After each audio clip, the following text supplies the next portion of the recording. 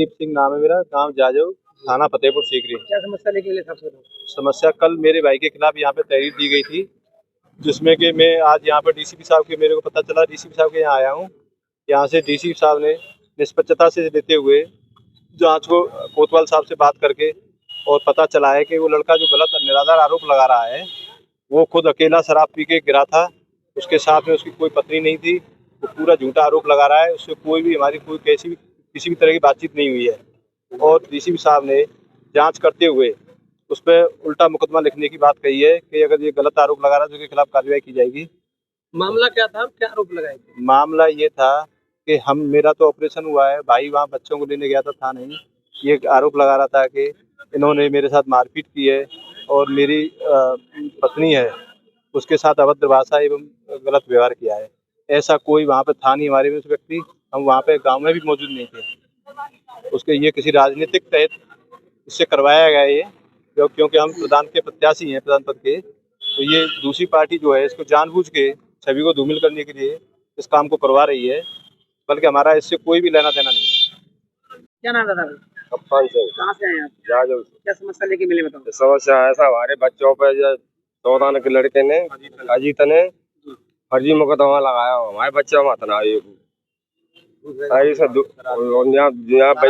शराब पी के गिर पड़े। हमारा कोई बच्चा ना हो, मैं माठ बिल्कुल कैसे हो। आरोप क्यों लगा रहा है आपके ऊपर से? वैसे आप ये पार्टी पॉलिटिक्स जैसे चुनाव लड़ रहे हैं तो पार्टी पॉलिटिक्स की वजह से ये बच्चा जाके हमारा आरोप लगा रहे हैं।